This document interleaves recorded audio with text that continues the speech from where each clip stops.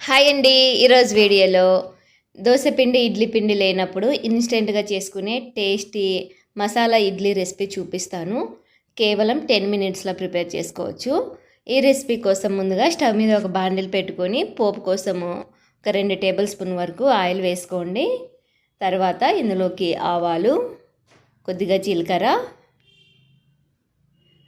సన్నగా కట్ చేసుకున్నటువంటి 2 పచ్చిమిర్చి, ఒక చిన్న క్యారెట్ని ఇలా తురిమి వేసుకోండి.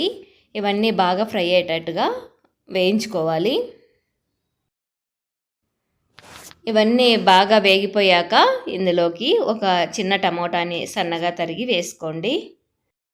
ఇవన్నీ వేగిన తర్వాత మాత్రమే టమోటాని వేసుకోండి. ఎందుకంటే టమాటాలో వాటర్ ఊరుతుంది కాబట్టి ముందే వేసామంటే సరిగా అవన్నీ వేగవు. ఇలా టమాటా కూడా బాగా మగ్గిపోయిన తర్వాత ఇందులోకి సన్నగా తరిగినటువంటి కొత్తిమీర వేసుకొని లైట్గా ఫ్రై చేసుకోవాలి.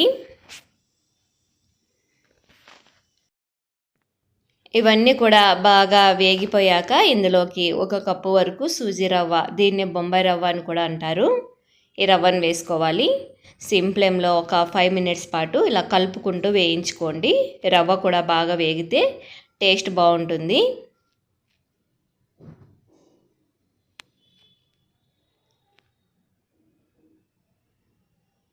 ఇలా రవ్వను కూడా వేయించుకున్న తర్వాత సాల్ట్ కూడా వేసుకోండి రుచికి సరిపడా. నేను సాల్ట్ వేసాను కానీ ఆ క్లిప్ మిస్ అయిపోయింది. ఇలా దింపేసుకున్నాక ఇందులోకి 1 కప్పు వరకు వాటర్ వేసుకొని కలుపుకోవాలి. నేను ఫస్ట్ 1/2 కప్పు వేశాను, తర్వాత మళ్ళీ ఒక 1/2 కప్పు వేశాను, మొత్తం 1 కప్పు వరకు వేశాను. పిండి కొంచెం లూజ్ కన్సిస్టెన్సీలోనే ఉండాలి.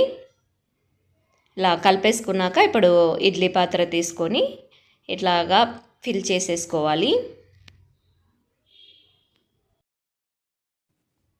ఇలాగా ఇడ్లీ ప్లేట్లన్నీ ఫిల్ చేసేసుకొని మనం నార్మల్గా ఇడ్లీని ఎలా ఆవిరి పడతామో అలాగే పట్టేసుకోవాలి. ఒకసారి చెక్ చేసుకోండి సరిగా కుక్ అయ్యాయో లేదో చెక్ చేసుకొని మొత్తం ప్రెషర్ అంతా పోయాక ఇలాగా సర్వ్ చేసుకోండి. చాలా టేస్టీగా ఉంటాయి. ఇవి ఇలాగైనా తినేసేయచ్చండి. స్పైసీగా చాలా బాగుంటాయి. మనకు ఓపిక ఉంటే చట్నీతో, టమోటా చట్నీతో సర్వ్ చేసుకుంటే ఇంకా సూపర్గా ఉంటాయి. మీరు ట్రై చేస్తే మాత్రం ఎలా అనిపించాయో మీ ఫీడ్బ్యాక్ని నాకు కామెంట్లో చెప్పడం మర్చిపోకండి. ఇలాంటి టేస్టీ అండ్ సింపుల్ రెసిపీస్ కోసం మన ఛానల్ని సబ్స్క్రైబ్ చేసుకోండి. Thanks for watching.